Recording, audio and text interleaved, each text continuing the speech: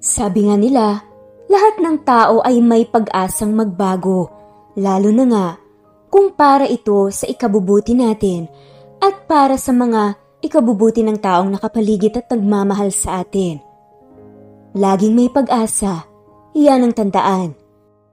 Ano kaya ang mangyayari kung ang isang babaeng laki sa layaw, party goer, at spoiled brat ay maging isang instant mommy sa edad na 22 years old? Akuhin niya nga kaya ang responsibilidad at panindigan nito?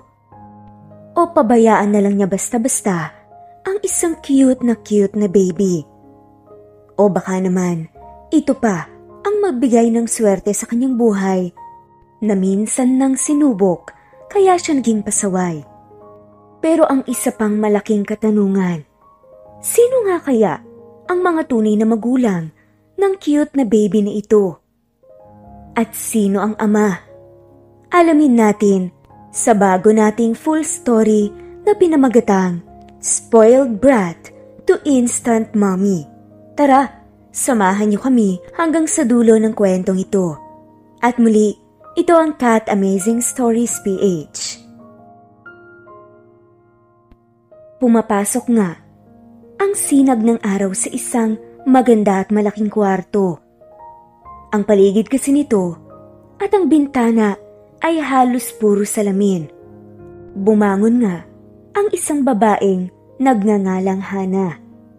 Nakahawak nga ito sa kanyang ulo habang nakakunot noo at hindi maipinta ang mukha. Aray, ang sakit ng ulo ko. Ano ba yan? Ano bang nangyari? Wala akong masyadong maalala eh. Kinuha nga nito ang kanyang tubig sa bedside table saka uminom dahil parang nanunuyo nga ang kanyang lalamunan. Pero saglit nga siyang napatulala at inalala kung ano nga ba talagang nangyari kagabi. Sa isang maingay na kapaligiran na may umiindap-indap na mga ilaw, nagtatalunan, nagsasayawan, nagtatawanan, at nagkakasiyahan ng mga tao habang tumutugtog nga ang isang malakas na musika malapit sa dance floor. May DJ pa nga roon. At ang isa nga sa mga nagsasayawan doon ay walang iba kundi si Hana kasama ang kanyang pinakamatalik na kaibigan na si Roberta. "Huy friend, mukhang nag-e-enjoy ka sa kakasayaw dyan ah," sabi nga nito kay Hana. Dali-dali namang ininom ni Hana ang kanyang hawak na tequila pagkatapos ay sabi nito, "Of course, my friend. Ang saya-saya kayong sumayaw dito. Oh, tignan mo to oh. Ang ganda ng sayaw ko, di ba?" "Oo na, friend. Pero alam mo ba, mukha kang uod dyan na sumasayaw." Sabay tawa nga ng kanyang kaibigan. Pero ngumisi naman itong si Hana at pinagpatuloy lang ang pagsasayaw. Meron nga itong kaharap na isang lalaki. Mabuti na nga lamang at mabait iyon at hindi siya pinagsamantalahan dahil kung hindi at iba ang nakasayaw niya ay baka ganun na nga ang ginawa sa kanya. Paano ba naman kasi nakasuot nga ito ng isang daring na dress, isang black dress na medyo kumikinang. May manipis itong strap. Mabuti na nga lamang at hindi naman lumalabas ng kaluluwa nitong si Hana. Pero maraming skin ang nakikita ng dahil sa kanyang damit, lalo na sa kanyang likuran. Kaya naman kitang-kita dito ang magandang hubog ng kanyang katawan. Makalipas nga ang isang oras na nandoon sila at nagkakatuwaan, biglang sambit naman ang kanyang kaibigan na si Roberta, "Hey girl, oh, hinay-hinay ka na dyan sa iniinom mo ah, kanina ka pa. Tsaka, ano bang nangyayari? Bakit ganyan ka ngayon ha? Bakit parang masyado kang free ngayon? Para kang baboy na nakatakas sa kulungan ah. Mabuti sana kung parang ibon na kalmadong lumilipad, pero ikaw, bigla na lang parang baboy na parang pinakawalan. Hoy, maghinay-hinay ka dyan ah, kundi papagalitan ako ng dad mo. Lagot ako kay Tito Armando niyan. Pero isa pa, syempre, Gusto kitang protektahan bilang kaibigan mo. Oo nga, party goer din ako. Pero tignan mo nga yung sarili mo. You're so wasted. Ano bang gagawin ko sa yung babae ka? Sabi nga ng kaibigan nito. Pagkatapos nga nun, ay inayos nito ang buhok ng kanyang kaibigan na si Hana. Pero si Hana naman ay mukhang hindi naman sigurado kung alam pa ba ang mga pinaggagawa. Hanggang sabi nga nito, "Oo na friend, pasensya ka na. May pinagdadaanan lang. Speaking of that, siya naman palagi itong dahilan kung bakit ako nagkakaganito eh. Girl, 22 na ako. Magto-23 na ako. Tsaka, nakagraduate naman ako. Okay naman. Pero, bakit pa ganito siya kahigpit sa akin? Alam mo bang, sobrang nasasakal na ako. Bakit hindi niya ako hayaang i-spread yung wings ko, tapos hanapin talaga yung para sa akin? Alam mo yun? Para kasi akong puppet na parating kinokontrol at sawang-sawa na ako sa ganon. Tumangulang naman ang kanyang kaibigan, saka tinapik ang kanyang likuran at hinayaan pang magsalita. Hanggang sa pagkatapos nga nitong maglabas ng mga sama ng loob, sabi nga nito, "Wait lang friend ha, magsi-CR lang ako." Tumayo na nga si Hana. Kahit nga, medyo may tama na nga talaga siya ng alak, mabuti na nga lamang at nakakalakad pa rin naman siya ng medyo maayos. Nang makarating na nga siya ng restroom, ay hindi nga niya namalayan na sa men's room pala siya nakapasok. Akala niya walang tao. Ay, salamat. Ano na naman ba itong ginagawa mo, Hana?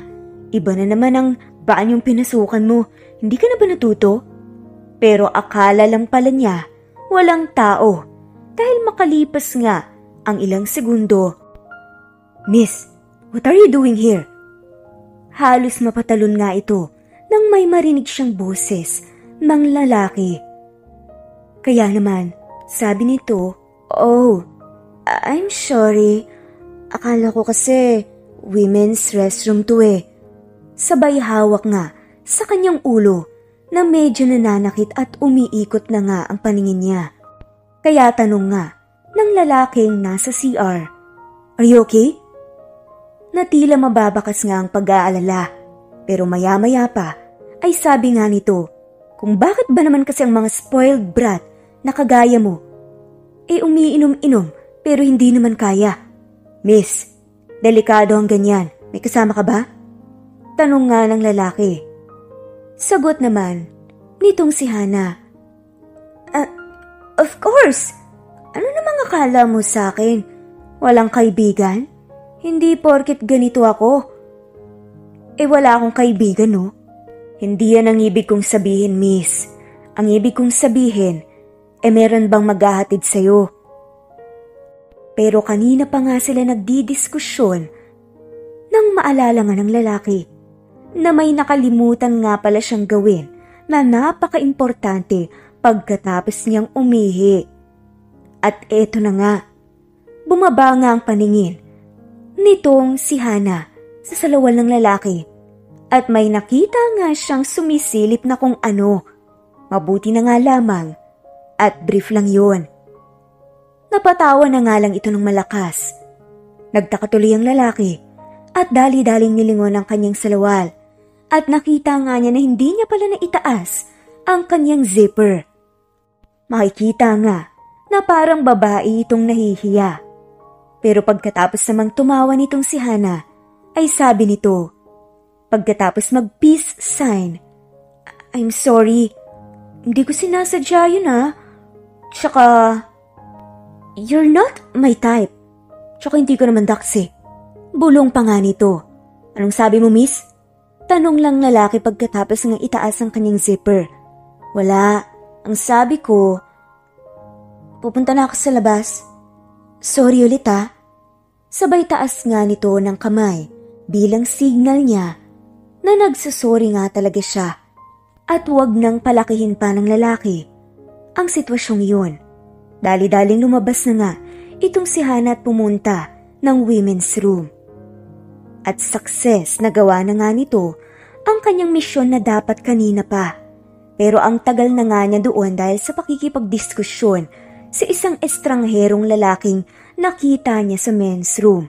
Sa isip-isip pa nito, "Hay, ikaw talaga, Hana.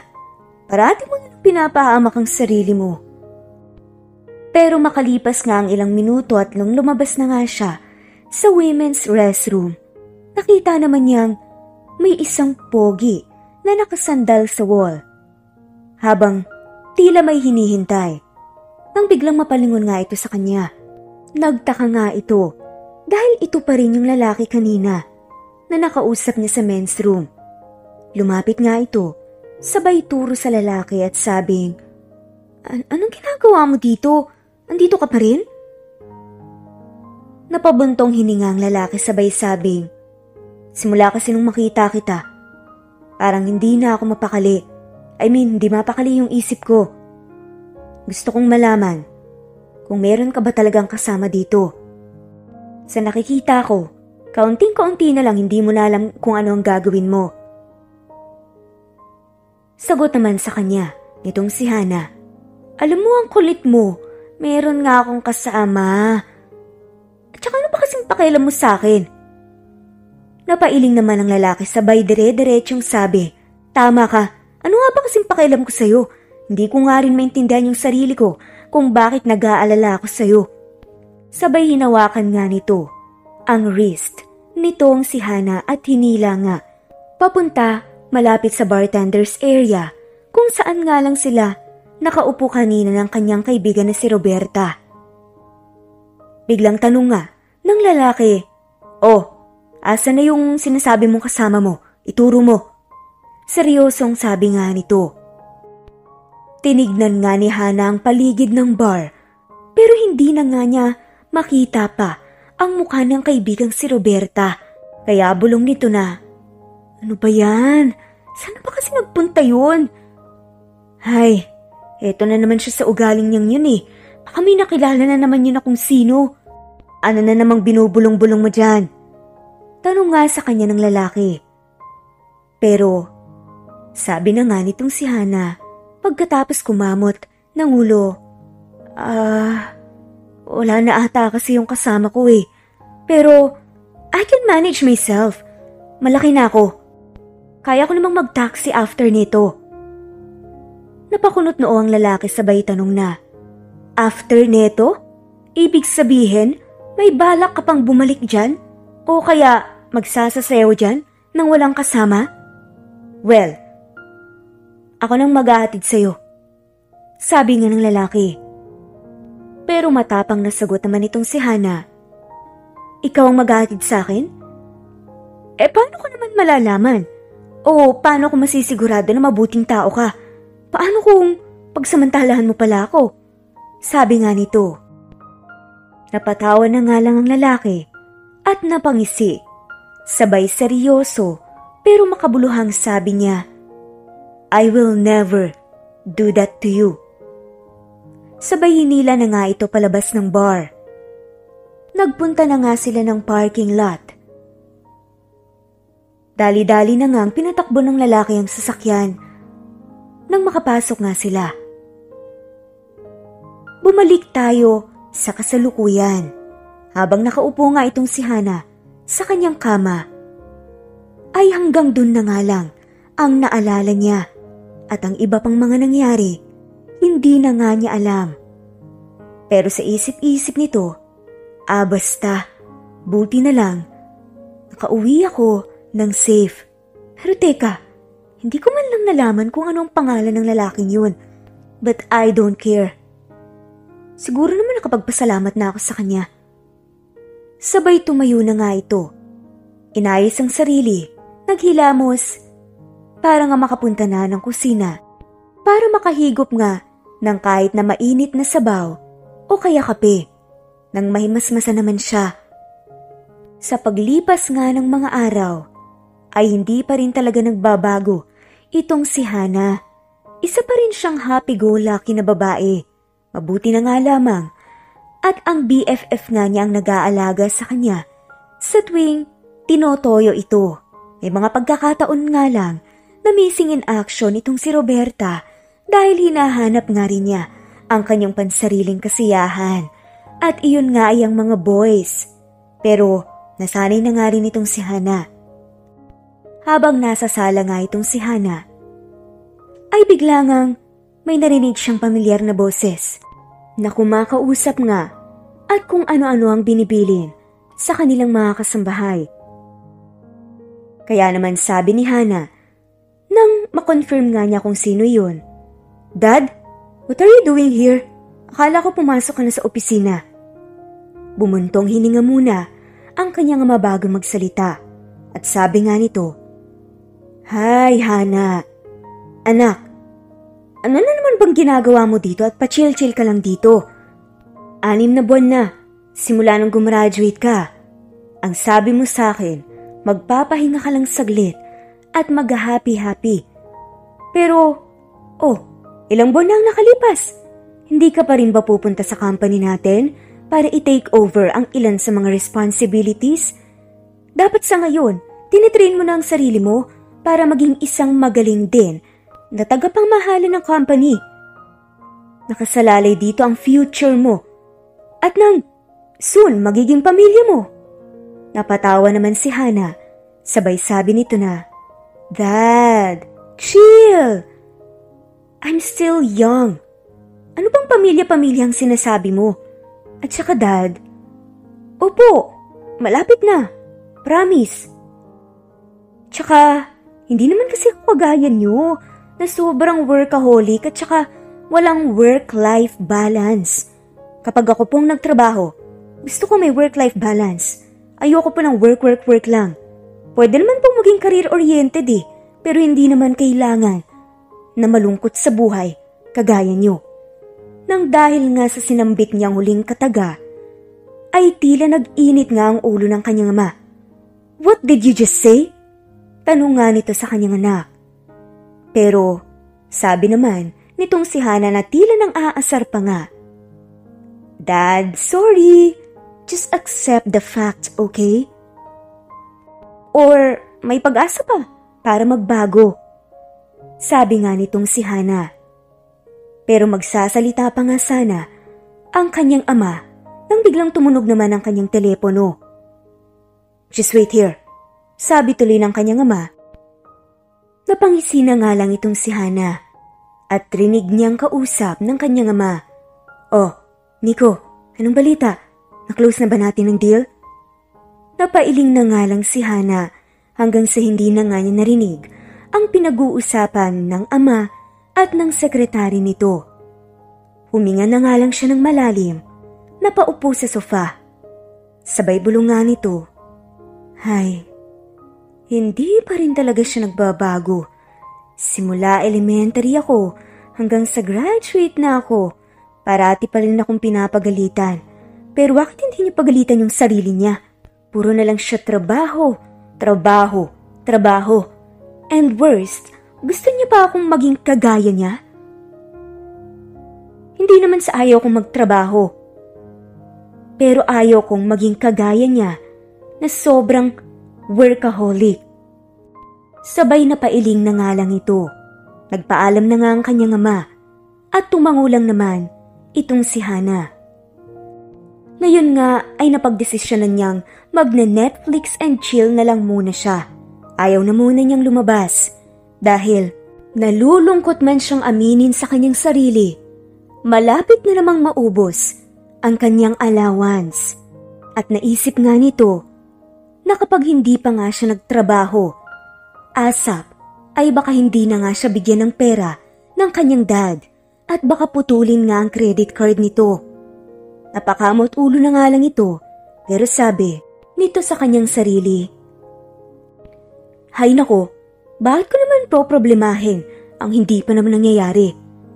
I'm sure hindi naman ako matitiis ni dad pagdating sa ganyan." Sabay, namili na nga ito ng movie na papanoorin niya. Lumipas nga ang kalahating araw, wala pa nga rin ginagawa itong si Hana sa kanyang buong araw, kundi tumawa ng tumawa nang dahil sa mga pinapanood niya. Nang biglang, napalingon nga siya sa isang table kung saan nakalagay ang mga picture frames. Tumayo nga siya at hinawakan nga niya ang bawat larawan at tumigil ang kanyang kamay sa picture frame kung saan nandoon ang larawan ng kanyang napakagandang ina. Parang nag-iba nga ang aura nitong si Hana. Parang naluluhan na nga ito, pero hindi niya pinahalata syempre. Itinaas niya ang picture frame na para bang kinakausap ang kanyang ina. Ma'am, sana okay ka lang dyan. I'm sorry po kung medyo madalang lang kitang nadadalaw ngayon. Pero don't worry po. Promise, bukas na bukas din dadalawin ko kayo dyan sa cemetery. Ito po kasing si Dad parati na lang pong busy. Inaaya ko siya na bisitahin kayo. Pero never naman niyang pinaunlakan yung pag-aaya ko sa kanya Inis na po ako sa kanya, Ma'am. Kundi lang dahil sa bilin niyo na wag kong papabayaan si Dad, baka matagal na akong naglayas dito. Sabi nga nito, sabay pinunasan ng larawan at ibinaba na nga. Nang biglang nagulat nga siya nang may nag-doorbell. Ha? Sino naman yun? Tinignan nga niya ang oras. 12 p.m. na nga. Tanghaling tapat. Sino naman kayang pupunta dito ng tanghalian? Wala pa naman akong pinahanda sa mga maids. Chichiri na kasi okay na ako Dali-dali na ngang halos tumakbo. Papalapit ng pinto itong si Hana para tignan nga kung sino bang nag-doorbell. Pero nang pagbukas niya, wala namang tao. Lumingon siya, left and right, pero wala. Kaya lang, oh my gosh! A crying baby? Sino namang siraulong mag-iiwan ng napaka-cute na baby dito?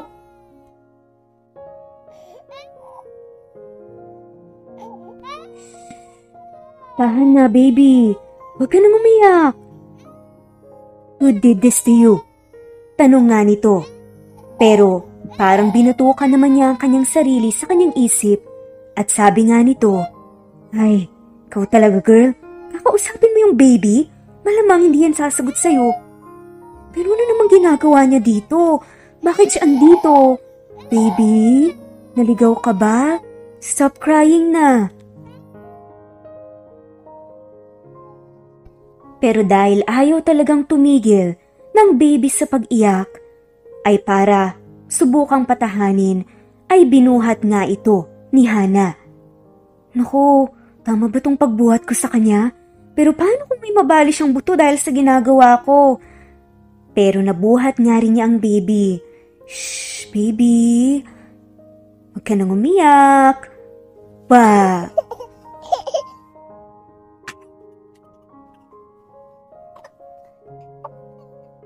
Ay, marupok pala tong si baby. Napatawa ko agad. Pero teka, siguro kanina pa to dito. Bakit ang lamig niya? Teka nga, may pasok nga muna sa bahay. Sabay pagpasok nga nito ay tinawag niya ang ilan sa mga kasambahay at nagkumpulan nga sila doon at parang mga marites na nag-usap sa tabi mismo ng baby habang pinapalibutan ito. At ito ngang si Hanang pasimuno. Mga ate, tignan niyo ang cute niya, di ba? Pero bakit naman gagawin sa kanyang iwan dito? Ay nako ma'am, ganyan talaga ang mga hindi pa handang magkaanak ngayon. Naku kung san-san na lang ibinibigay at iniiwan ng kanilang baby. Sabi nga ng isa sa kanyang mga kasambahay. Sabi pa nga ng isa, ay naku ti, inapapanood ko nga po sa movie. Naku, kayo na pong magiging nanay niyan. Sabay turo nga sa amo niyang si Hana. Nagulat naman si Hana. Hindi niya ito naisip kanina dahil aliw na aliw siya sa baby. Napaturo nga ito sa kanyang sarili. Ate, ako? Magiging nanay? This can't be happening to me. Hindi po yun pwede. Marami pa akong gustong gawin. Tsaka, baka pwede pong ibigay ko na lang siya sa DSWD o kaya yung mga pwedeng pagbigyan ng mga babies. Lalo na nako kapag nakita ni Daddy, ano na lang sasabihin niya? Pero pagkasabi niya noon, biglang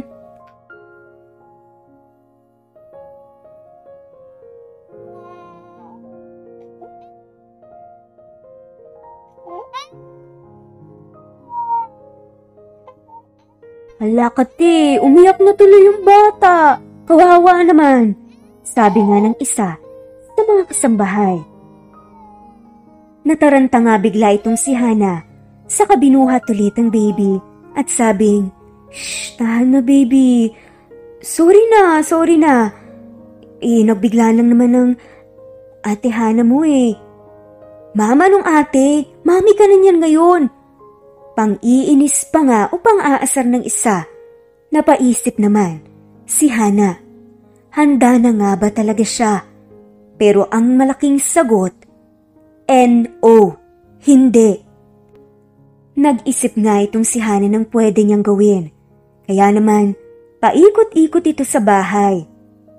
Samantala, dali-dali naman siyang nagpabili sa mga kasambahay ng pwedeng maging crib ng bata para naman maging komportable ito sa kanyang paghiga. Nagmadali naman ang mga kasambahay habang siya ay nag-iisip ng solusyon sa dumating sa kanya ngayon. Ayaw naman niyang sabihin na problema ito dahil kawawa naman ang baby. Hindi naman problema ang mga baby. Blessings ang mga ito. Yun naman talaga ang nasa isip ni Hana. Pero hindi nga lang sa ganitong timing. Lalo na at bata pa siya at mag-uumpisa pa lang siya sa kanyang karera. Kung titignan nga, hindi pa siya deserving na maging mommy dahil napakapasaway nga niya. Walang ibang ginawa kundi gumimik, mag-rest. Wala pa nga siyang trabaho pambuhay ng baby. Kaya nakapag-desisyon na siya. Iiwan na lang niya ang baby sa mga organisasyon na tumatanggap nito. Mabigat man sa kanyang loob pero kailangan niyang gawin to. Sino naman mag-aalaga sa baby? Baka mas makawawa lang ito kapag naiwan sa kanya. Unang kita pa nga lang niya sa baby ay parang na-starstruck na nga siya. Mahilig din naman kasi siya sa mga bata. Hindi naman porket pasaway ito, pasaway na siya sa lahat ng aspeto. Baby lover nga ito eh. Kaya lang, iniisip lang niya talaga ang baby.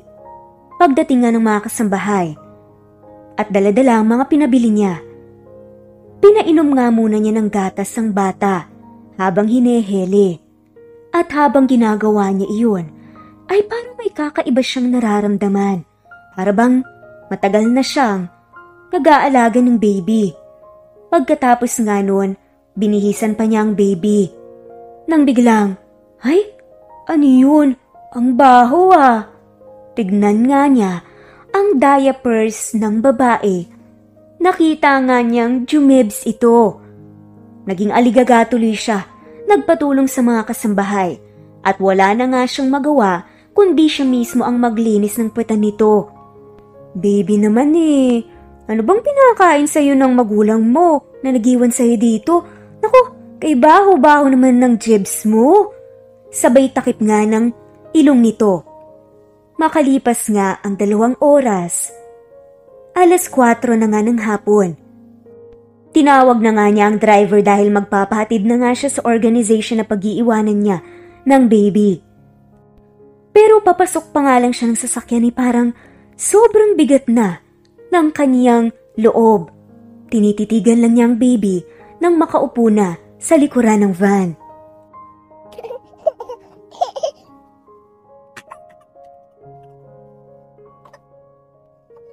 "Sorry baby ha, kung meron lang sana akong kakayahan ngayon na alagaan ka at buhayin ka, ginawa ko na. Pero wala eh, baka makawawa ka lang sa akin." Kausap nga niya sa baby na hindi niya alam kung naiintindihan ba siya o hindi.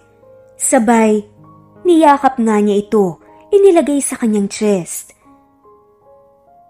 Nang makarating na nga sila sa organization, ay parang ayaw nga nitong lumabas ng sasakyan. Pero huminga siya ng malalim at sa wakas nagawa na nga rin niyang bumaba. Nilapag na nga niya ang baby sa labas para makita nga siya ng kung sino man ang nandoon. Sinigurado niyang safe na safe ito. Makalipas nga ang 1 oras, nakabalik na nga itong si Hana sa kanilang bahay. Pero pagpasok nga niya, nagulat ang mga kasambahay. "Ate, ano yan? Anong nangyari?" Tanong nga ng isang kasambahay. Nakayuko naman na sagot nitong si Hana. "Mga te, hindi ko po kasi siya kayang iwan eh. Tingnan niyo naman yung mukha niya. Sobrang amo, sobrang ganda. Parang mana nga sa akin eh. Sino ba namang mag-iiwan ng baby na to ng basta-basta lang?" Napangiti nga ang isang kasambahay at sabi nga nito, "Nako, baka naman para sa'yo talaga siya. Alagaan na lang natin, tutulungan ka namin ate." Sabi nga nito. Tumango na nga lang si Hana na litong-litong-lito. Pero sa lahat ng kalituan na nararamdaman niya, isa lang ang sinisigaw ng puso niya ngayon. Gusto na nga niyang akuin ang blessing na ibinigay sa kanya ngayon. Si baby. Papangalanan nga niya itong Baby Marie. Ana Marie. Iyon nga ay nakuha sa kanyang pangalang Ana. Pero ang isa sa malaking problema pa nga ngayon, paano niya i-explain sa kanyang dad ang naging desisyon niya. Isa itong malaking desisyon na hindi biro. Kabang-kaba nga itong si Hana. Pero mga 8:00 nga ay nakarating na nga rin sa kanilang bahay ang ama ni Hana. Dali-dali nga niya itong sinalubong. "Hi Dad!" Humalik nga ito sa pisngi ng kanyang ama. Sabay kinuha nga ang mga hawak nito na laptop bag at kung ano-ano pang binili nito mula sa restaurant. Pero kinutuban na nga ang ama niya. Parang kakaiba ang pinapakitang aura nitong si Hana ngayon. Kaya nga, kumunot noo ito bago sinabing, "Oh, Hana, gising ka pa? Himala, sumasalubong ka sa akin." Dad, kumain na po ba kayo? Tara, kain tayo." Aya nga ni Hana sa kanyang ama. Pinaunlakan naman ito ng kanyang ama at nang nasa dining table na nga sila, meron ngang saglit na katahimikan. At nagsimula na ngang magsalita itong si Hana. Dad, ano pong pakiramdam niyo nung baby pa lang ako, nung kapapanganak pa lang ako?" Napakunot noo ang kanyang ama, pero seryosong sabi nito, "Of course, I'm happy. Bakit mo natanong?" "Feeling niyo po ba nun blessing ako?" Sabay ngumiti nga ito ng pagkalaki-laki.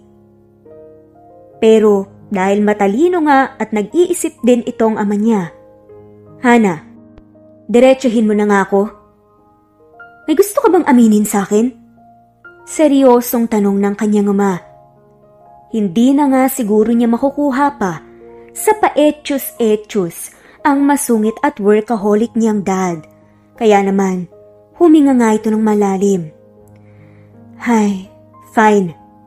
Dad, mag-aalaga ako ng baby." Diretsahang sabi na nga ni Hana sa kanyang ama. Nanlaki ang mata ng kanyang dad sabay sabing, "What? What do you mean? Sinong baby? May baby pa tayo dito? Teka, don't tell me, buntis ka. Asan ang pregnancy test?" Dire-diretsa na ngang tanong ng kanyang ama at hindi na nga siya hinayaan pang magsalita ulit. Pero itinaas na nga ni Hana ang kanyang kamay sabay sabing, "Dad, calm down, okay? Hindi po ako buntis. Wala nga po akong boyfriend eh. And you know that, NBSB ako." Sabi nga nito sa kanyang ama. Sa isip-isip pa nga nitong si Hana, NBSB and virgin pa nga ako eh. Paano naman? Napakahigpit ng dad ko. Pero hindi na nga niya ito sinabi sa kanyang dad dahil baka matrigger at magalit pa nga ito. Hindi pa niya masabi kung ano nga ang totoo niyang aaminin ngayon. Bumuntong hininga ulit itong si Hana at sabi na nga nito, "Kasi dad, may nag-iwan ng baby sa harap ng bahay natin. Ano? Sino namang masamang gagawa nun? Grabe naman yung mga magulang nun. Ha? Dito sa bahay natin nag-iwan ng baby? Na parang hindi pa nga nagsisink in ang mga kung ano-ano pang pinagkukukwento sa kanya ni Hana. Sabi na nga ng dad niya, o tara na, dala na natin siya sa kung saan siya dapat, sa mga inabandon na baby. Dad, pumunta na ako dun eh. Pero ayoko. Anak, anong ibig mong sabihing ayoko? Dad, siguro may rason kung bakit siya dito iniwan sa atin. Kanina, hindi ko siya kayang iwan. Akala mo ba hindi ko yun naisip? Pero nang subukan ko nga siyang iwan, hindi po talaga ako mapakali kaya binalikan ko siya. And I've decided, aalagaan ko po siya. Ano anak? Aalagaan mo siya? Parang ituturing mo siya na isang sarili mong anak kahit hindi naman? Nasisiraan ka na ba ng ulo? Siguro nga dad. Pero buo na po ang desisyon ko. Aalagaan ko siya. Pero sabi pa nga ng kanyang ama, hindi naman sa wala akong puso anak ha. Naaawa din ako sa bata. Pero ano na lang sasabihin ng mga, Dad, stop. Huwag mo nang itutuloy ang sasabihin mo. Alam ko na naman kung ano ang isa sa mga iniisip mo. Ano na lang sasabihin ng mga kaibigan mo, ano na lang sasabihin ng mga business partners mo, ng mga kamag-anak natin at kung sino-sino pang mga tao na wala naman akong pakialam sa kanila. Eh kung may pakialam sila sa akin at marites sila, problema na nila yun, Dad. But I don't care. Gagawin ko kung ano yung sa tingin ko ay tama. Kung ano yung sa tingin ng puso ko na makakapagpasaya sa akin. Bumuntong hininga ang kanyang ama at sabi na nga nito na parang seryosong-seryoso nga ang itsura. Okay, fine. Gawin mo ang gusto mo. Pero, hindi ka makakaasa ng suporta sa akin. Suportahan mong mag-isa ang baby. Matigas ngang sabi ng kanyang ama na siya namang ikinakaba ni Hana. Kung hindi siya susuportahan ng kanyang ama, paano? Paano niya mapapanindigan ang kanyang desisyon? Pero wala na nga siyang magagawa kahit magreklamo pa siya. Kilala niya ang kanyang dad. Kapag may sinabi ito, that's final. Kaya matapang na sabi na nga lang nito, okay po, kung bibigyan niyo ako ng ganyang hamon, tatanggapin ko. Tatayo na nga sana ito nang muling sabi ng kanyang ama, then, pack up your things. Ayusin mo ng mga gamit mo at ang kwarto mo. Umalis ka na dito. And sa baby, hayaan mo munang makita ko siya saglit bago kayo umalis. At doon nga mas nagulat at kumabog ang dibdib ni Hana. At sa isip-isip nito, saan sila pupulutin ngayon? Saan sila titira? Pero padabog na nga itong umalis. At galit na galit sa kanyang ama. Dahil parang wala daw itong awa. Pero nagtataka siya kung bakit gusto pang makita ng dad niya ang baby sa huling pagkakataon na ginawa naman niya pagkatapos ng pag-uusap nila. Pinuntahan nga niya ito sa kwarto ni Hana at tinignan ng baby na tumatawa.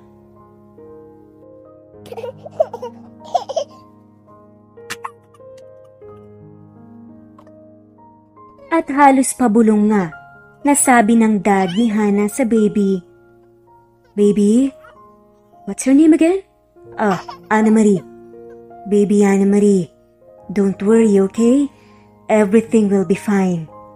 Yun nga ang huling katagang sinabi ng dad ni Hana sa baby bago nga sila umalis ni Hana. Pero sila ni Hana ay hindi na nga nakapagpaalaman pa ng matino dahil galit nga sa kanya ang kanyang anak nang dahil sa ginawa nito. Napakatigas daw pala ng puso ng sarili niyang ama. Nagpunta nga muna itong si Hana sa kanyang kaibigan. na si Roberta. Nasa bahay nga siya ngayon nito. "Hoy, Hana, okay ka lang ba?" Tanong nga ng kanyang BFF. Sagot naman ni Hana na natutuliro pa rin. "Hindi ko nga alam, Bax eh. Parang kahapon lang okay yung buhay ko. Chill, kalma. May peace of mind ako. Pero ngayon, para bang ang bilis nagbago ng lahat? Para bang ang dami kong iniisip. Pero kahit na ganun, pakiramdam ko wala pa rin akong pinagsisisihan sa desisyon ko na panindigan na akuin ang pagpapalaki sa baby na to." Sabay haplos nga kay baby Ana Marie. Bumuntong hininga naman itong si Roberta, sabay sagot nga niya kay Hana. "Bax, kung ano ang sa tingin mo na gusto mong gawin o kung ano ang sa tingin mong tama, basta kaya mong panindigan, gawin mo. Basta ako, todo support lang ako sa'yo, and I promise, hindi ko kayo papabayaan ni baby Ana Marie, okay?" Tumangulang naman itong si Hana at niyakap ang kanyang kaibigan. "Pero paano na yan? Saan kami tutuloy ngayon?" "Alam mo, habang naghahanap ka ng tutuluyan niyo ni baby, dito ka muna sa amin. Pero Bax, promise ko sa'yo, mga ilang araw lang." Sabi naman nitong si Hana sa kaibigan niya. "Ay naku Bax, don't you worry." Sagot naman ni Roberta. Lumipas nga ang ilang araw pero wala pa rin siyang mahanap. Natitirahan nila hanggang sa isang gabi. "Bax, sakto yung dating mo, may babalita ako sa'yo. May tumawag kanina dito na lawyer. Kakilala daw ng mom mo. Tapos alam mo ba? Guess what? May sinabi siya na sigurado akong sobrang importante sa'yo ngayon." Napakunot noo itong si Hana at tanong na, "Ano naman yun?" "Bax, yung mom mo raw, meron palang pinangalan na property sa'yo. Kondo. Tapos makukuha mo raw yun. Sa edad na sinabi niya kung kailan mo pwedeng makuha. At dahil above 18 years old ka naman na, pwede mo na raw makuha. Ibig sabihin may titirahan na kayo ni baby. Pero hindi naman sa pinapalis ko kayo dito ah. Malulungkot nga ako kasi parang nasanay na ako sa presence niya dito." Halos magtatatalo naman si Hana ng dahil sa tuwa at mapayakap pa nga sa kaibigan nito.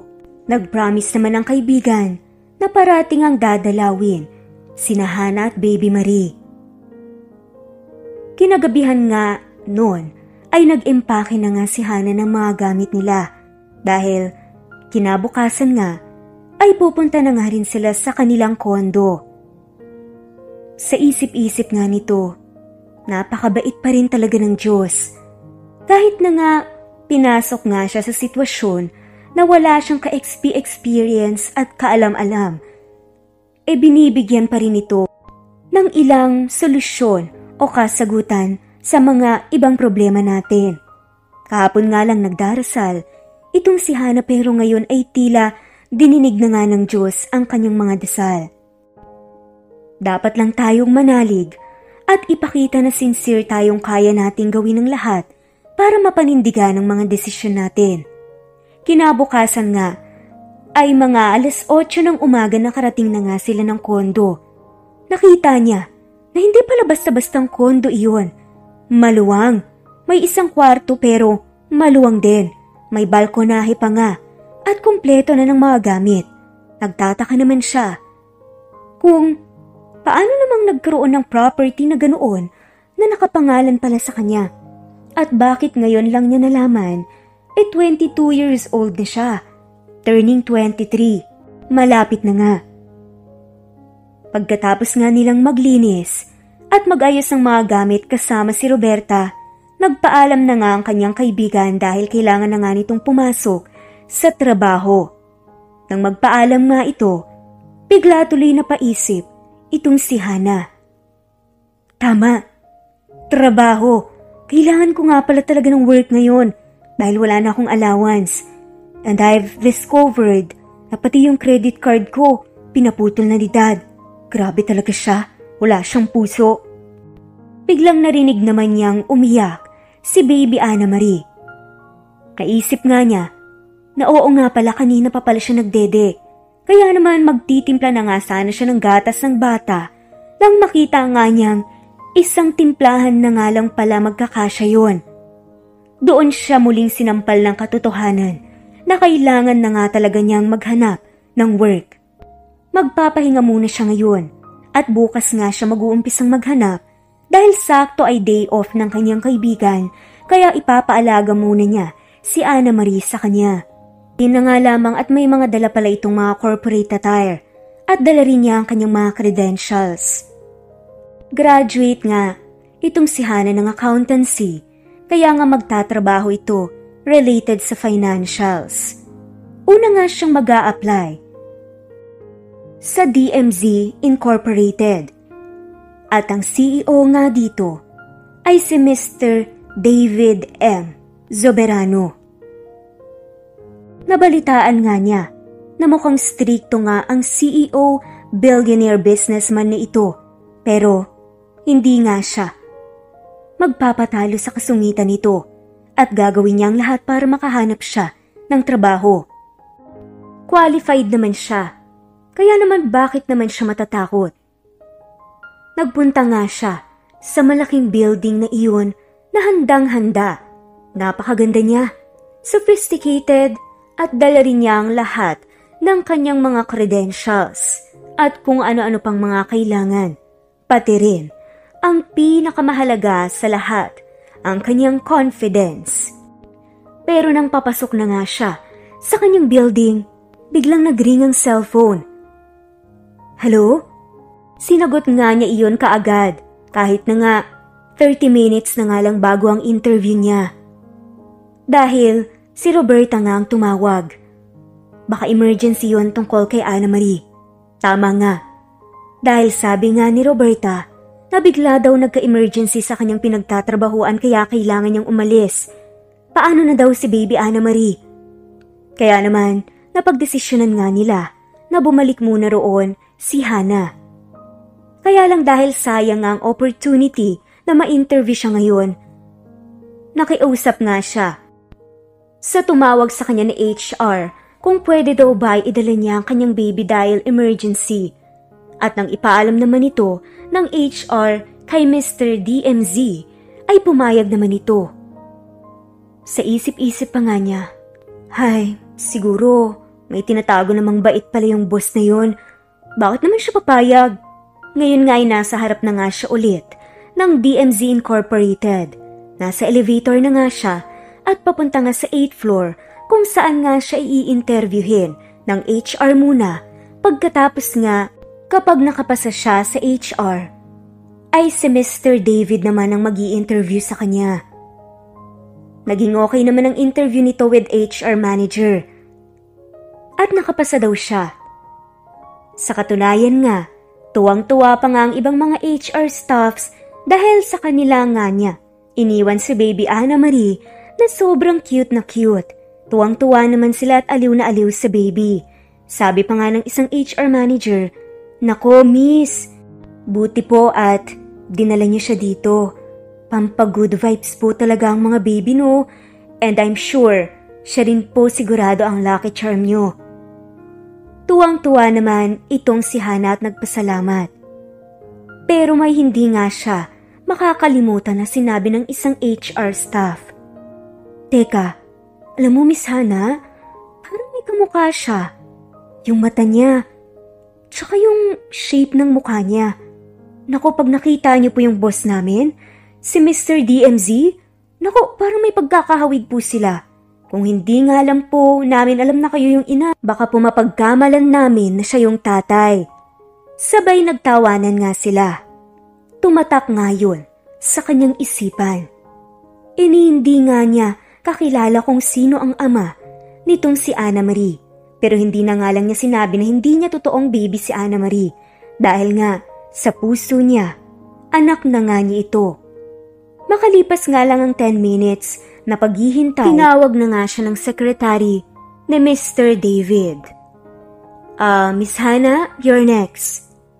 Tumayo na nga si Hana at inayos ang kanyang suot na damit Pagkatapos ay huminga ng malalim. At sabi nga nito sa sarili bilang pagpapalakas ng loob, "Kaya mo yan, Hana, para kay baby Anna Marie." Kumatok na nga siya at narinig nga niya ang isang husky voice. "Come in," sabi nga nito.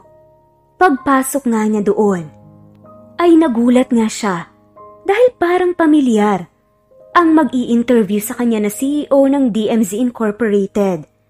"Sit down, Miss Hana." Binubuklat nga nito ang resume ng babae. "So, you're Miss Hana Cabrera. Oh, so okay yung credentials mo." Sabay patango-tango nga pero hindi pa rin sumusulyap kay Hana. At nang tumingala na nga ito, ay tila nakakita nga ito ng isang anghel. Napanganga nga ito na para bang may kahulugan ang titig niya kay Hana. Hi sir, good morning." Malambing nga nasabi ni Hana. Please sit down." Sabi nga ni David na ginawa naman ni Hana. Nag-umpisa na nga ang interview. Nagtanong nga itong si Mr. David tungkol sa mga financials at kung ano-ano pang functional or technical. Nang biglang may naalala nga itong si David sa kalagitnaan ng interview. "Miss Hana, naalala ko lang. Parang kayo yung sinabi ng HR na may dadalhin daw na baby? Is he a boy or a girl? Asan siya?" Sagot naman ni Hana. Sir, pasensya na po talaga kayo kung kailangan kong dalhin ng baby ko Wala po kasing mag-aalaga sa kanya. Actually, iniwan ko nga po siya sa friend ko. Wala po kasi siyang yaya. Kaya lang po nagkaroon ng emergency so hindi ko naman po siya pwedeng iwan. And I believe your company is a great company. That's why nakiusap po ako sa HR baka pwede. And nagpapasalamat nga po ako na sinabing pumayag kayo. Yes, that's right. Sabi nga ni David. Pero dagdag nga nito. "Well, I want to see her." Sabi mo baby Anna Marie, so I guess she's a girl. May tatanungin ako tungkol din sa baby mo na related sa financials. Dali-dali nga nitong kinuha si baby Anna Marie sa mga HR staff dahil gusto raw siyang makita ni Mr. DMZ na ipinagtaka naman ng mga HR. Wala yun sa personality ng kanilang amo. Naramdaman nga ng mga HR na parang may kakaiba pero winaglit na lang nila yun. Pumasok na nga itong si Hana dala, si baby Anna Marie. Pagkakita nga ni Mr. DMZ sa baby, ay tila na starstruck din ito.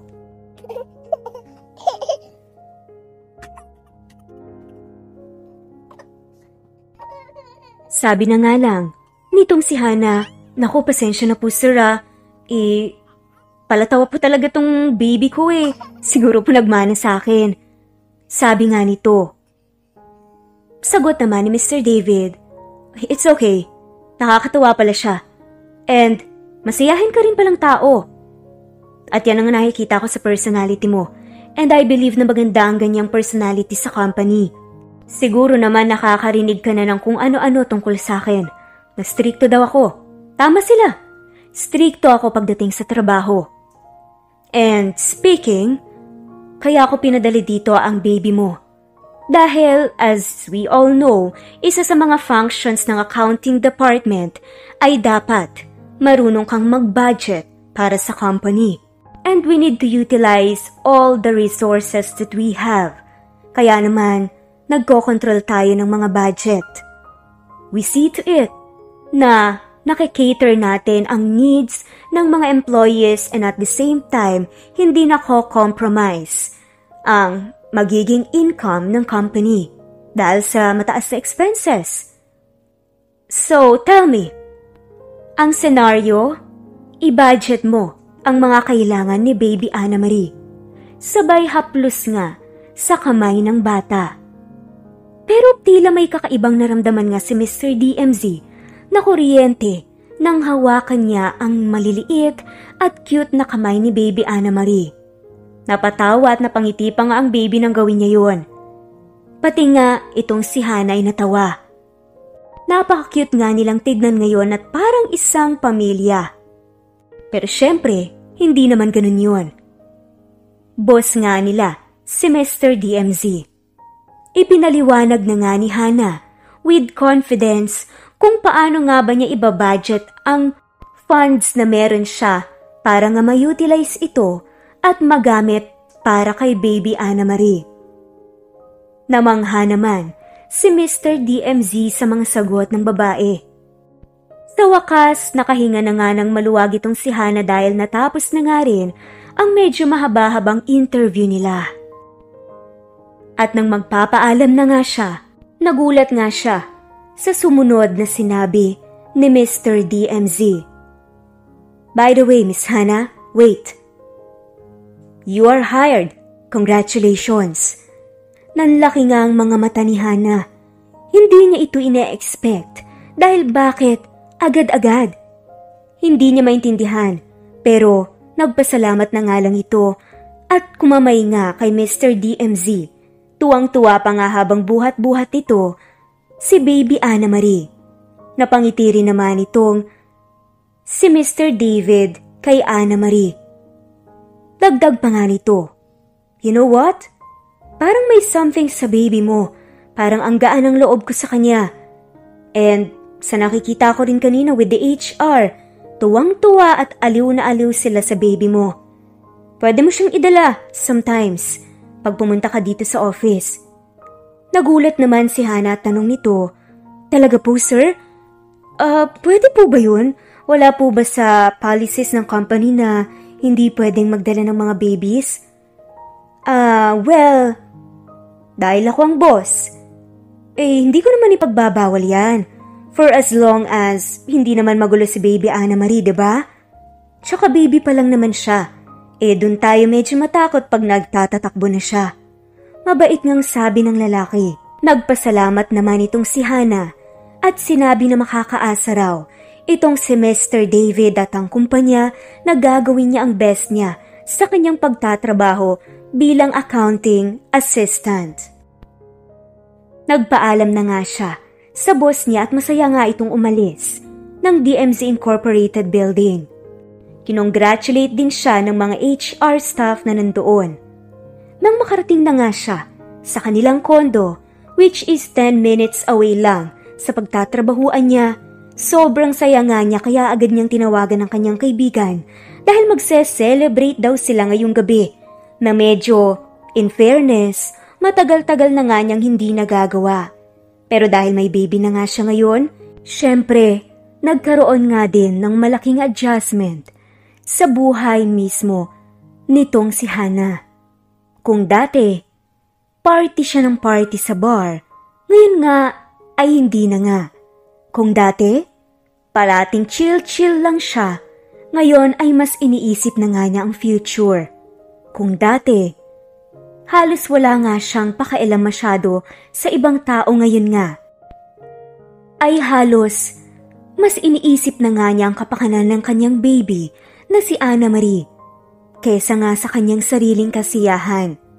Kahit na ganoon, ay masaya siya na ginagawa niya ito. Tila naging blessing nga sa kanyang baby dahil napakaraming pagbabago sa kanyang buhay na talaga namang masasabi niya na nagbago siya for the betterment. Nang gabi ngang iyon, ay syempre nag-happy-happy sila ng kanyang BFF na si Roberta sa unit niya. Ang baby naman ay pinaalaga muna sa ina nitong si Robert. Syempre, minsan ng mga nanay talaga kailangan ding magkaroon ng me time at time para sa mga kaibigan. Kaya naman, nag-happy-happy nga sila nitong si Roberta. Kahit sa kondo nga lang yun ginanap ay sinulit talaga nila. Nag-Netflix and chill sila with matching wines and tequila pa nga. Nagtawanan at nagkwentuhan ng dalawa hanggang sa nakatanggap ng tawag. Itong si Hana, kaya kailangan niyang bumaba. Pero nagtataka siya dahil medyo malalim na nga ang gabi noon. Mga 9:30 PM na nga rin at medyo may tama na nga rin siya ng alak. Halos nahihilo na nga ito pababa ng kondo. Nireceive na nga niya ang parcel niya. Isa iyong malaking envelope. Nagtataka siya kung ano kaya talaga iyon, kaya nilagay muna nga niya iyon sa mailbox niya. Bukas na lang daw niya babasahin. Pagkaakyat nga niya, pumasok na nga siya ng kwarto. Nagtataka siya. Bakit parang kakaiba ang disenyo ng kwarto nila ngayon? Umiling na nga lang siya at sabi sa sarili na, "Ay, napadami na nga siguro ako ng inom, kaya siguro iba na yung nakikita ko." Umupo nga muna siya ng sofa, pero nagtataka siya. Saan naman daw nagpunta ang kanyang kaibigan? Pero hindi na nga rin siya nagulat dahil madalas missing in action nga ito kapag nalalasing sila. Kaya siguro bumabalang ito para nga mag-vape. Pero nagulat siya nang may narinig nga siyang kakaibang sounds na tila may nagsha-shower. Naliligo na siya? Bakit parang ang bilis naman? Hoy Roberta, anong ginagawa mo dyan? Pero biglang ang namatay ang shower at may lumabas nga ng banyo. Wala itong suot sa pang-itaas at nakalagay nga lang ang tuwalya sa kanyang pang-ibaba. Nagulat siya dahil may anino ng lalaki. Kinuha nga nito ang stick malapit sa table at sabi nga nito, "Teka, sino ka?" Inutok niya ang stick sa lalaki at napaatras ang lalaki. Pero medyo inaaninag nga niya kung sino ito. Medyo madilim kasi, parang pamilyar. Sabi naman nitong si Hana, "Anong ginagawa mo sa unit namin? Kasama ka ba ni Roberta? Tsaka, bakit ganyan ang suot mo?" Tuloy-tuloy nga niyang tanong sa lalaki. Pero sagot naman ng lalaki, "Miss, calm down. This is my unit. Hindi ito ang unit mo. Baka naman dahil sa sobrang kalasingan sa iba ka napasok." Lumingalinga nga itong si Hana sa paligid ng kondo at sabi nga nito sa kanyang sarili nang ma-realize ngang nasa ibang kwarto nga siya. Shems, patay na. Napakamot na nga lang ito ng ulo. Pero napagtanto pa nga niya. Sir David, ang kanyang new boss pala ang nagmamay-ari ng unit na pinasukan niya. Ang maling unit na pinuntahan niya. "Hana, what are you doing here?" Inexplain na nga ni Hana na nasa kabilang kwarto lang pala sila nang malaman nga nito na Unit 271 pala ang napasukan niya. Nakatungo na nga lang ito dahil hiyang-hiya siya sa kanyang mga nagagawa. Naalala pa nga niya ang pinaggagawa niya kanina. Dahil habang hinihintay niya si Roberta doon, ay nagsasasayaw pala siya doon sa loob ng sala mismo ni Mr. David. Kaso hindi niya sigurado kung nakita ba iyon ng lalaki. Dahil kung oo, baka wala na nga siyang mukhang maiharap dito. Sana nga lang ay hindi. Sabi na nga lang nito, "I'm sorry po, mali yung napasok ko." "Ano bang ginagawa mo, Miss Hana?" "Nagsiselebrate lang naman po kami sa pagkaka-hair ko." "Well, that's fair enough. Asan nga pala si baby Ana Marie?" Inexplain nga nito na pinaalaga muna ang baby. Tumangulang naman ang lalaki. Pero tila may nakita nga itong saya sa mukha ni David na hindi niya maipaliwanag. What a coincidence! Magkatabi pa pala ang kondo nila parehas. Hindi niya alam kung good news nga ba ito o bad news at ano nga kaya ang mga mangyayari. Sa mga susunod na mga araw, ngayon ngang magkaparehas pala sila ng building na tinitirhan. Lumapit nga si David sa kanya ng dahan-dahan. Saka inayos nga ang buhok nito na nagulo nga dahil sa pagkumpas-kumpas niya kanina ng mga stick para matakot niya si David. At bulong ng lalaki sa kanya, "Miss Hana, the next time na gawin mo to, just be careful, okay? Baka masamang tao ang matutukan mo ng stick at may mangyaring masama sa'yo. Kawawa naman si baby kapag ganyan." Sagot lang naman ni Hana na sobrang nahihiya. Okay po sir. I'm so sorry po talaga." Pero nang paalis na nga ito at dadaanan na nga niya, itong si Mr. DMZ ay nahilo at natapilok pa nga itong si Hana, dahilan kung bakit matumba nga ito kay Mr. David. Ngayon nga ay nasa sahig sila, magkapatong, nasa ibabaw si Hana. Saglit ngang tumigil at parang nag-slow motion ng mundo at nagtitigan ng dalawa. Tila gusto na nga lang ni Hana na higupin siya ng lupa ngayon sa sobrang pagkapahiya. Pero kumurap-kurap nga ito dahil papalapit na ang mukha ni David sa kanya. Kaunti na nga lang ang pagitan ng kanilang mga labi. Sobrang lapit na nga at maahalikan na siya nito. Walang duda, yun nga ang gustong gawin ni David. Pero dali-daling tumayo si Hana. Sir, I'm sorry. I'm sorry po talaga. At paalis na nga sana siya ng pinto nang biglang pahabol naman ni David. By the way, Miss Hana, ang galing mo palang sumayaw kanina. Daig mo pa si Julia Barreto habang sumasayaw ng Dancing Queen.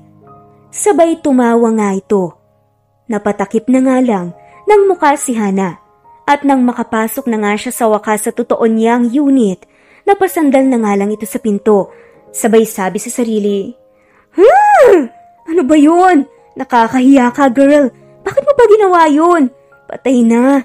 Paano na pagpasok ko nito? Anong mukhang iharap ko sa kanya? Nang sumunod nga na linggo, ay unang araw na nga ng pasok nitong si Hana sa DMZ Incorporated. Nagsuot na nga ito ng corporate attire. Excited na excited nga siya.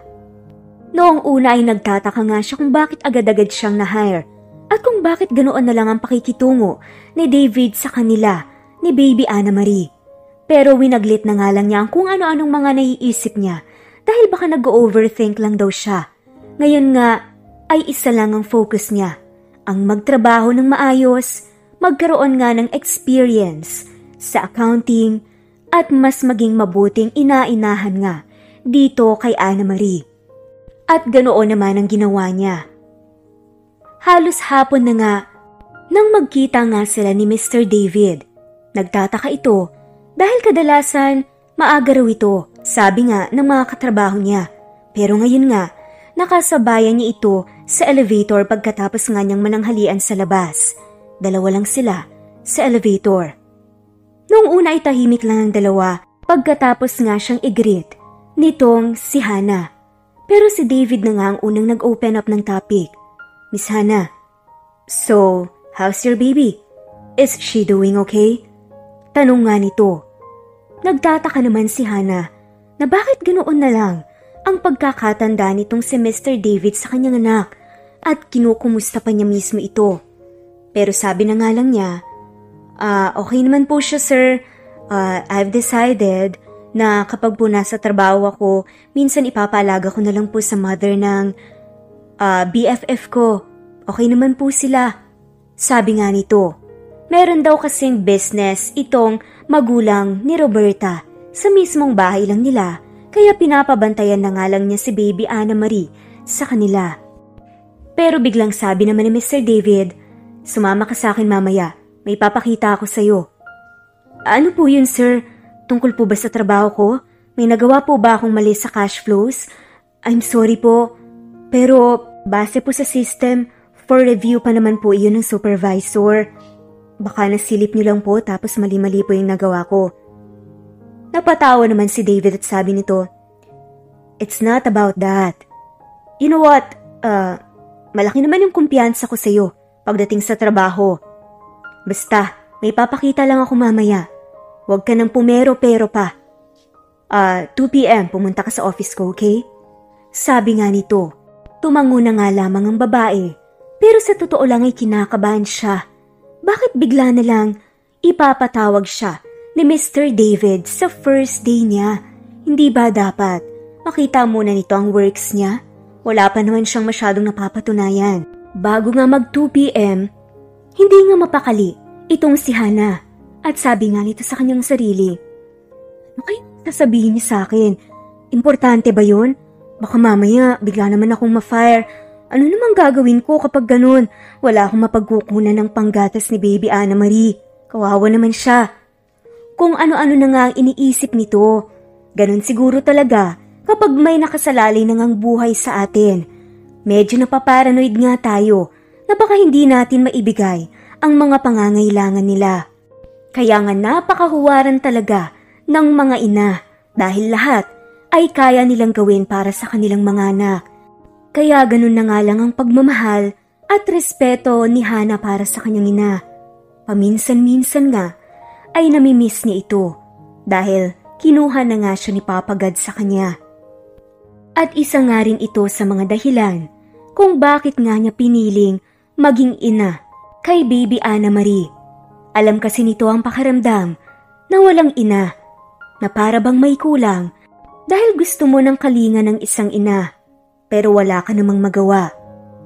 Naiisip niya na paniguradong ganoon din ang mangyayari kay Baby Ana Marie at hindi niya kakayaning mangyari iyon sa isang batang kagaya ni Baby Ana Marie na talaga namang para sa kanya ay anghel na galing sa langit. 2 p.m. na nga at nagpunta na nga itong si Hana sa opisina ni Mr. David. Kumatok ito at pinapasok na nga siya ng lalaki. Nakita nga niya na nakatayo na si David at tila handa na nga ring umalis. Sir David? Saan pa tayo pupunta? Pagtataka nga nito. Sagot naman niya sa kanya, may ituturo lang ako sa'yo. Nagpunta nga sila sa isang silid na tila kare-renovate lang. At nang pumasok nga sila, nabasa nga niya, Kids and Babies Area. Nagulat nga itong si Hana at tama kaya ang naiisip niya? Sir, ano pong ibig sabihin nito? Masayang sabi naman sa kanya ni David, well, surprise! Kapag idadala mo dito si Baby Ana Marie, pwede mo siya ditong idala. Kompleto na dito, may crib, may pwedeng mga laruan, at sa loob mismo ay meron pang lactation area. And of course, pwede rin ito sa mga kids ng iba pa sa mga empleyado natin. Marami din naman sa kanila ang may mga bata pang anak. Actually, nag-iisip naman talaga ako ng magiging project dito sa building. Pero nang makita ko, si Baby Ana Marie parang sobrang gaan ng loob ko sa kanya. Hindi nga nila parehas maipaliwanag kung bakit ganoon nga ang nararamdaman ng lalaki. Pero sabi lang naman ni Mr. David, pero naisip ko, siguro dahil mahilig naman talaga ako sa mga bata. Dahil nga sa pinagawa na play place nitong si Mr. DMZ sa mismong building ng pagtatrabahuan nila, sobra nga ang pasasalamat nitong si Hana. Tila may namumuo na nga siyang paghanga sa lalaki na hindi niya maipaliwanag. Paano ba naman kasi? Hindi na to nakikita ang sinasabi ng iba na masungit daw siya. Siguro nakikita niya na seryoso ito sa trabaho pero normal lang naman iyon. Umahanga nga siya sa pinapakita nito na concern lalo na sa kanyang anak na si Baby Ana Marie. Mabilis ngang lumipas ang mga panahon. Tila naging normal nga ang buhay nitong si Hana, isang working mom, single mom para kay Ana Marie. Hanggang sa tila nakikilala na rin nila ng isa't isa itong sila Hana at Mr. DMZ. May nabuo na nga ring pagkakaibigan sa pagitan nila.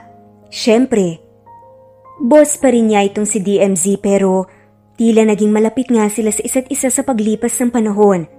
At ang mas nagpalapit nga sa kanilang dalawa ay walang iba kundi si Baby Ana Marie. Habang nasa play place pa nga itong si Ana Marie minsan, ang mismong bumibisita at bumubuhat nga sa baby ay walang iba kundi si David. Ngayon nga, magdadalawang taon na nga si Baby Ana Marie. Tumatakbo na, sobrang cute at napakakulit. Parang mini-me nga siya nitong si Hana. May mga pagkakataon din naman na binibisita sila ng kanyang ama, pero masama pa rin ang loob nitong si Hana sa kanyang dad kaya casual lang silang mag-usap. May mga pagkakataon pa nga na may dala ang kanyang dad para kay Baby Ana. Pero may mga pagkakataon talaga sa ating buhay na kahit nahanap na nga natin ang peace, ay meron pa nga rin susubok at susubok sa atin, sa tatag natin. Isang araw nga sa opisina nitong si Mr. David, ay tila may kakaibang babae, matandang babae na nagpa-appointment na gustong kausapin siya. Siningit nga lang ng sekretarya ito sa schedule ng busy na CEO. At nang dumating na nga ang oras na yun, napalingon na nga lang si Hana at nagtataka. Sino kaya yun? Parang familiar ang mukha sabi nga nito. Pero winaglit na nga lang niya ang kanyang naisip. Pumasok na nga ang matanda sa opisina. Diretso na nga nitong sabi pagkaupo. Mr. David, kailangan niyo pong mabasa ang sulat na to. Nangako po kasi ako sa alaga ko dati na si Miss Isabela na tutuparin ko ang sinabi niya na ibibigay ko lang sa inyo ang sulat na to kapag 2 years old na nga ang anak niyo. Nagulat nga si Mr. David. Anak? Kaninong anak? May anak po kayo ni Miss Isabela. Simula po nung naghiwalay kayo, hindi na po niya sinabi sa inyo. Pero ang totoo po, bago kayo magkalabuan, o habang nagkakalabuan daw po kayo, buntis na siya. Binalak po niyang sabihin sa inyo pero pinili lang niyang itago dahil ayaw naman daw niyang maging dahilan lang ang bata para lang balikan niya siya. Kayo po daw ang ama nun. Kahit na po nag-cheat siya sa inyo, hindi po siya nagpagalaw sa ibang lalaki. At ang gusto niyang sabihin ko sa inyo, alagaan niyo po ang baby niya. Ang baby niyo, pati na rin po ang babaeng pinag-iwanan namin ng baby. Babae? Kanino niyo iniwan ng baby? Nalilito ngang tanong nitong si Mr. David pero hindi na nga siya sinagot ng matanda at sinabing basahin na lang daw niya ang sulat. Pero paglabas ng matanda, nakita nga niya itong si Hana. Tumitig nga ito sa kanya at nag-iwas ang tingin at dali-dali na nga lang lumabas. Nang dahil sa tingin na iyon ay kinabahan na nga lang si Hana. Parang may kakaiba sa mga tingin na iyon na parang bang may sinasabi sa kanya. Samantala binasa na nga ni David ang sulat. Dear David, siguro habang nababasa mo to, nalilito ka na. Nagagalit, hindi ko alam. Pero alam kong nalilito ka. At siguro habang binabasa mo to, alam mo na rin na wala na ako sa mundong to. Unang-una, gusto kong mag-sorry sa mga ginawa ko sa'yo, sa panluloko ko sa'yo. Pero totoong minahal kita, yun ang gusto kong malaman mo. Nung nagkakalabuan na tayo, nalaman ko na buntis ako. Pero alam ko na maselan yun. Akala ko, magiging masaya ka kapag nalaman mo yun. Pero nauna mo ngang nalaman na niloko kita sa naging katrabaho ko. I'm very, very sorry. Pinili ko na hindi na lang sabihin sa'yo kasi ayaw ko naman na balikan mo lang ako dahil sa baby. But I promise you, iniwan ko ang baby natin in good hands. And I know inaalagaan siya ngayon ng babaeng to. Tinignan nga niya ang litrato at nanlaki ang kanyang mga mata. Pero gusto nga niyang i-confirm kung totoo nga ba ang nakasulat kaya naman tinawagan nga nito kaagad ang personal investigator niya. Gusto kong alamin mo ang lahat ng tungkol dito kung totoo ba. Sinabi na nga nito ang detalye sa kanyang personal investigator at as soon as possible daw ay dapat magkaroon nga siya ng mga impormasyon.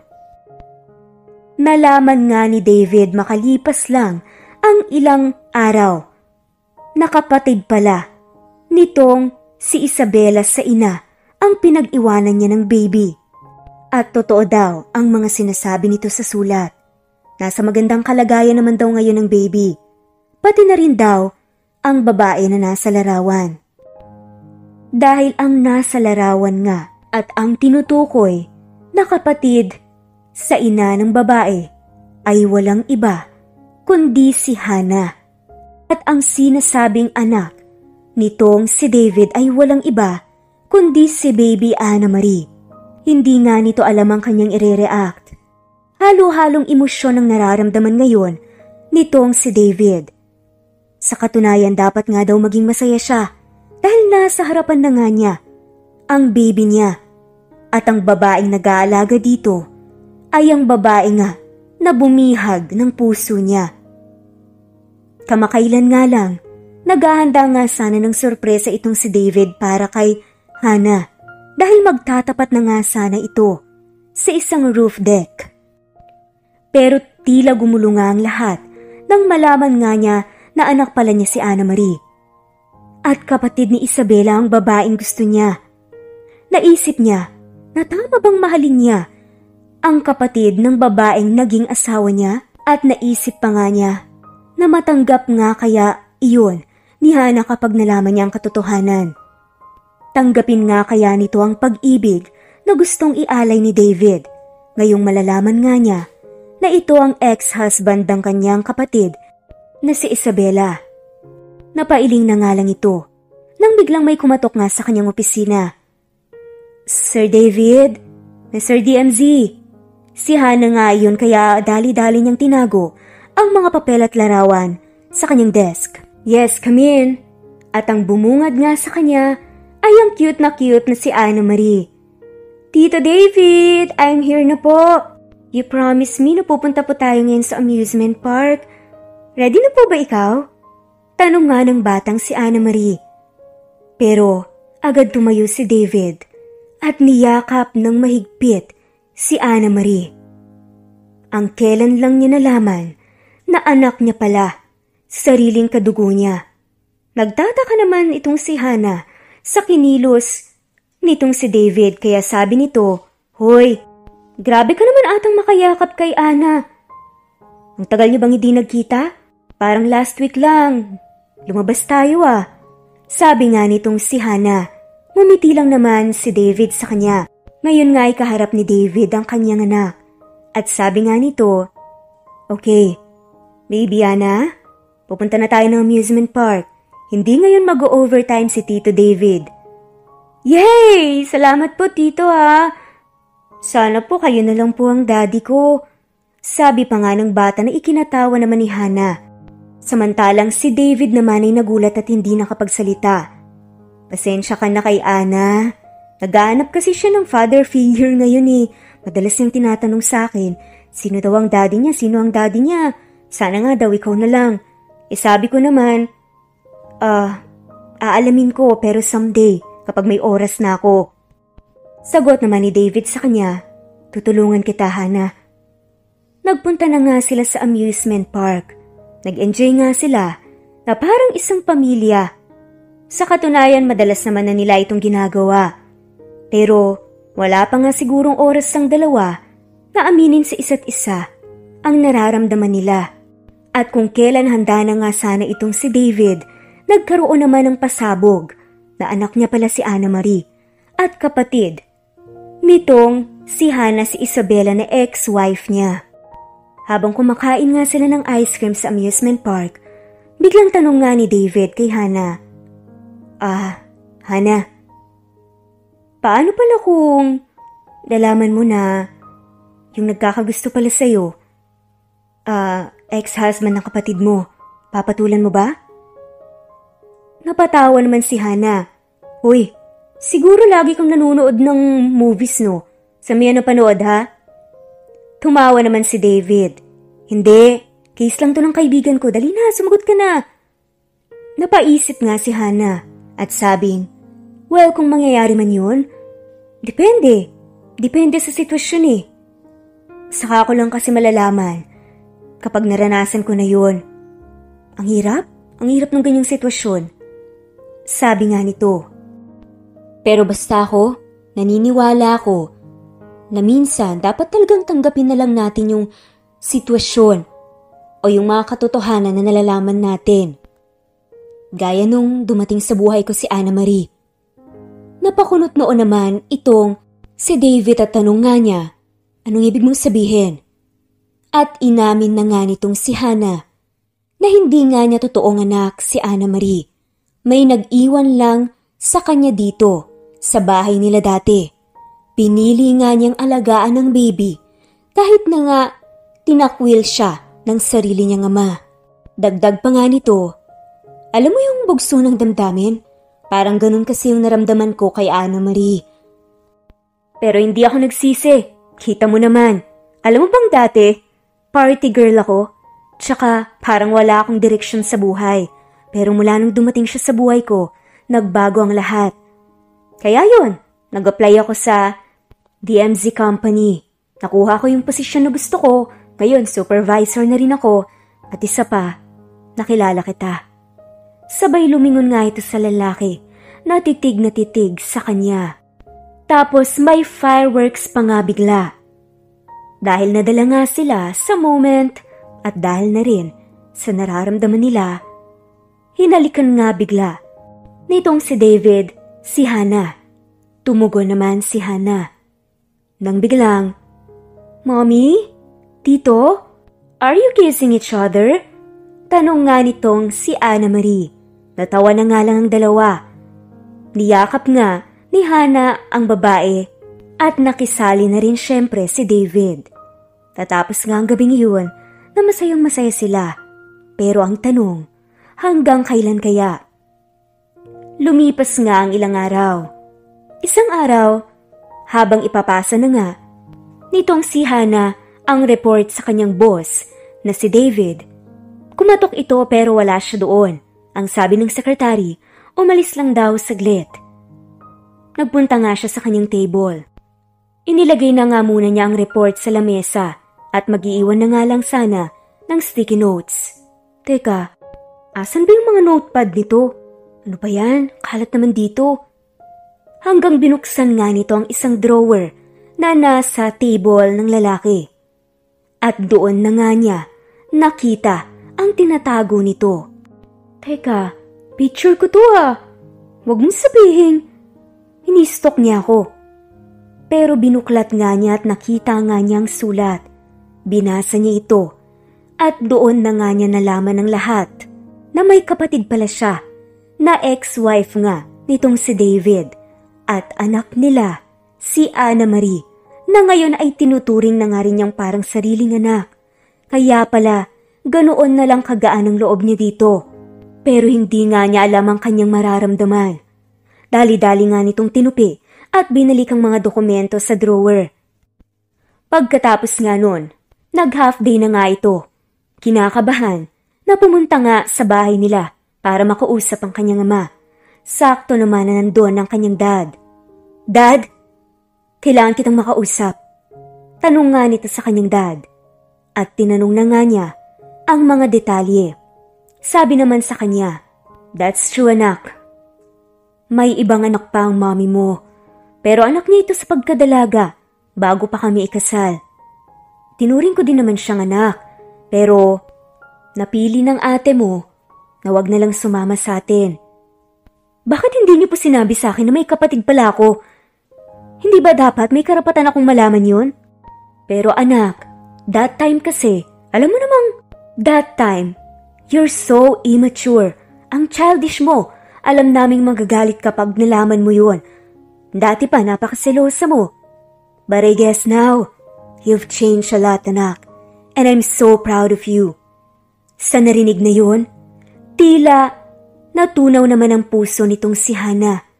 Ngayon lang niya narinig ang katagang iyon mula sa kanyang dad na matagal na nga niyang inaasam-asam na proud din ito sa kanya. Gusto niya sanang matuwa pero sabi nito, "Pero dad, naghiwalay sila ng ex-husband niya dati, tama?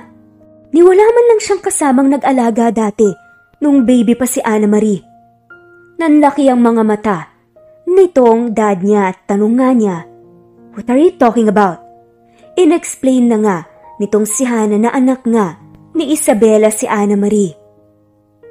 Ang kanyang tinakwil. "Guess what, Dad? Yung itinakwil mong baby, anak pala ng tinuring mong anak." "Anak, ginawa ko lang yun para sa'yo. Pero hindi ibig sabihin nun wala akong malasakit para sa baby at sa'yo." "Ano pong ibig niyong sabihin?" "Sinadya ko talagang paalisin ka dito para matuto ka sa buhay, para mag-mature ka. Pero alam ng Diyos na hindi ko kayo pinabayaan.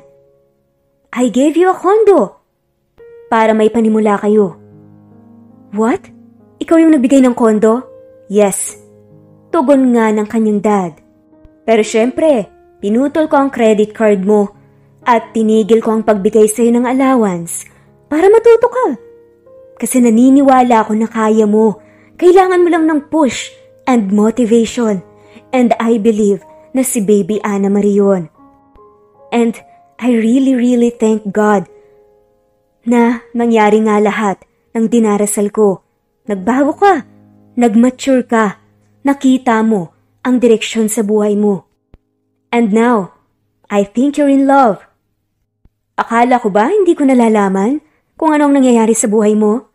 Anak, I'm really proud of you and I love you so much. Hindi ko lang pinapakita. Bigla namang tila nabunutan ng tinik sa puso itong si Hana na matagal na nga niyang dinaramdam. Napayakap na nga lang ito sa kanyang ama at alam na nito ang kanyang ibig sabihin. Ang hulingang advice sa kanya ng kanyang dad. You know what? Kahit na ex-husband ng ate mo, si Mr. DMZ, I believe you deserve to be happy. Parehas kayo. Kaya sundin niyo lang kung ano talaga ang tinitibok ng puso niyo. Pagkasabi nga nun, nagpasalamat ng sobra itong si Hana sa kanyang ama. Nagpunta na nga siya ng opisina ni David. Dali-dali nga itong dumiretso sa opisina niya. Nakita nga nito na tila nahalata na ng lalaki na nalaman na niya ang sikreto nito. Kaya sabi nito, I'm sorry. Please, let me explain, Hana. Sabi nga nito na halatang sobrang nag-aalala. Sincere ang mukha. Pero imbes na magalit, tumakbo nga itong si Hana papalapit kay David sa kahinalikan nito. Nagulat man nung una pero tumugon naman si David. Mabuti na nga lamang at tinted ang mga salamin sa opisina ng lalaki. Pero pagkabitiw nga nila ng halik, sabi naman ni David, gusto mo ba lumipat na lang tayo ng pwesto? May kita tayo ng mga empleyado dito. Natawa na nga lang ang dalawa. Pagkatapos nga nun, ay tila handa na nga ang sorpresa ni David sa babae na matagal na nga niyang pinaghahandaan na nahinto lang nang dahil sa mga revelasyon na nalaman niya. Akala nito magagalit ang babae sa kanya, pero ang dati palang spoiled brat na si Hana ay matured na ngayon at mas malalim na ngang mag-isip. Nagpunta na nga sila sa roof deck kung saan inihanda nga ni David ang sorpresa. Maraming ilaw, may projector sa gitna, may spotlight. May mga tumutugtog din na instrumentalist ng violin, piano, tumutugtog ng love songs. Napatakip na nga lang ng bibig itong si Hana nang makita yun. Dahan-dahan siyang naglakad dahil may pa-red carpet pa. David, anong ibig sabihin nito? Masyado ka naman dyan. Prepared? Nakita rin niya ang kanyang mga kapamilya. Nakasabwat pala nitong si David. Andun si na Roberta at ang pamilya nito at ang kanyang dad nandun din. At sa projector nga ay nakita nga niya ang mga pictures niya. At ang isa doon ay nung nasa bar siya nang kasama niya si Roberta dati.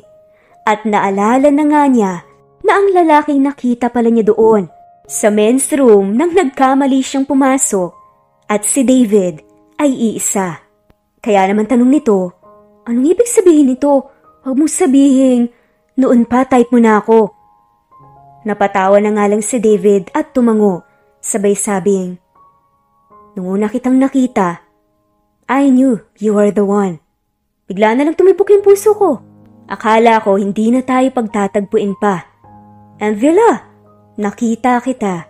Nag-a-apply na lang bigla sa company ko with this little cute girl. Na anak ko pala. Grabe ano? Napaka mapagbiro talaga ng tadhana. Pero naniniwala na nga ako ngayon na kapag meant to be talaga ang dalawang puso, pagtatagpuin at pagtatagpuin sila. Kaya, Hana, hindi na talaga kita pakakawalan pa. Please, marry me. Sabay lumuhod nga ito. Pero nang lumingon siya sa paligid, andun nga ang lahat ng malalapit sa kanila pero parang may kulang. Wala si Baby Ana Marie. Pero nakita nga niya ito na cute na naglalakad sa red carpet. May hawak na isang maliit na box. At yun na pala ang engagement ring. Habang inaabot nga, sabi pa nga nitong si Ana Marie, Mommy, say yes please, say yes. Sabi nga nito. Tugon tuloy ni Hana. Grabe ka, ginamit mo pa yung bata. But, okay. Yes, I will marry you. Sabi nga ni Hana. At nagyakapan na nga ng mahigpit ang dalawa. Mommy, Tito, Dad, ako din i-hug niyo. Sabi nga ng makulit na bata at nag-family group hug na nga sila. Pagkatapos nga nun, ay naghanda na nga ang dalawa para sa pagbuo nga ng kanilang pamilya. At nangako na mamahalin nila ang isa't isa at ang sentro ng pagmamahalan na yon ay ang Panginoon na nagbigay nga ng iba't ibang blessings sa kanila. At dito na nga nagtatapos ang kwentong pagmamahalan nila Hana at David. Sabi nga nila, love moves in mysterious ways. Gaya nga ng naging love story ng dalawa. Pero lagi nating tatandaan na love conquers all. At kahit ano pang pagsubok o masamang dahilan para maghiwalay ang dalawang tao, basta mahal niyo ang isa't isa at handang ipaglaban ng isa't isa, malalagpasan ang lahat ng challenges. Maraming salamat po sa lahat ng mga patuloy na sumusubaybay ng full stories natin at shoutout po sa mga sumusunod. Arnoldo Hidalgo, Remelin Morla Elivado, Rex Roy, Presbyteros Rose, Ann Tanaka, Tita Carnicer, Ida Gagnon, Maria Escudero, Arlene Gabayno, Eli, Fetty Burcio, Remelin, Jovi Desin, Nancy